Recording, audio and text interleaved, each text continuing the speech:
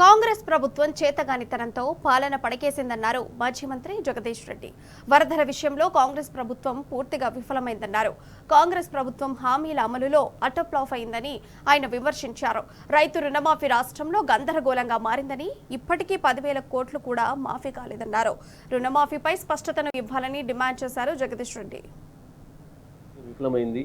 ముఖ్యమంత్రికి మంత్రులకు ఎవరికి సరైన అవగాహన లేక ప్రతి విషయంలో వాళ్ళు గందరగోళపడడం కాదు, ప్రజల్ని గందరగోళపరుస్తున్నారు. ఇచ్చిన హామీల మాట దేవుడికి కానీ వచ్చే సమస్యను పరిష్కరించడానికి చేత కావడం లేదు. వరదల విషయంలో చూసినాం, పూర్తిగా వైఫల్యం చెందారు. ప్రత్యేకించి ఇప్పటి వరకు ఈ 9 నెలల కాలంలో వాళ్ళకు ప్రజలకు ఇచ్చిన హామీలలో నెరవేరుస్తాము అని చెప్పి గుప్పలు కొట్టుకున్నది కేవలం రైతు రుణమాఫీ విషయంలో. దాంట్లో ఇంకా అటర్ఫ్లాప్ అయినరు. 2 లక్షల రుణమాఫీ వరకున్న పైకున్న రైతులు ఇప్పుడు కట్టకండి అని చెప్పి నేను దీన్ని తీవ్రంగా ఖండిస్తా ఉన్నా. ఎట్టి పరిస్థితుల్లో కూడా మరోమారు రైతాంగాన్ని మోసం చేయకండి. వెంటనే 2 లక్షల వరకు రుణమాఫీ ఏదైతుందో వాళ్ళు ఎప్పుడైనా కట్టుకోనియండి. రైతులు బ్యాంకులు వాళ్ళ ఇష్టం. 2 లక్షల వరకు మీరు ఏదైతే ఇస్తున్నారో అంతవరకు బ్యాంకులు వేయండి.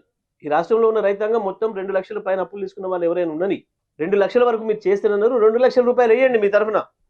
ఎటువంటి గందరగోళం లేకుండా 2 లక్షల రూపాయల వరకు రైతాంగానికి మొత్తం అందరికి కూడా వాళ్ళ ఖాతాల్లో జమ చేయాలని చెప్పి నేను డిమాండ్ చేస్తా ఉన్నాను. వీళ్ళకి ఎవరికి సోయి లేదు. ఎవరికి వాడు వ్యక్తిగత సంపాదనలు పడ్డారు. ముఖ్యమంత్రి స్థాయిలో ముఖ్యమంత్రి, మంత్రుల స్థాయిలో మంత్రులు, అవకాశం ఉన్న ప్రతి చోట వ్యాపారులను, కాంట్రాక్టర్లను ఎవరెవరిని ఎట్లా భయపెట్టచ్చో బిల్డర్లను భయపెట్టించి వసూలు చేసుకునే పనిలో ఉన్నారు. ఒకరిని మించి ఒకటి తప్ప ప్రజలకు సేవ అందిద్దామన్న ఆలోచన ఒక్కరికి కూడా కనపడతలేదు ఈ రాష్ట్ర ప్రభుత్వం.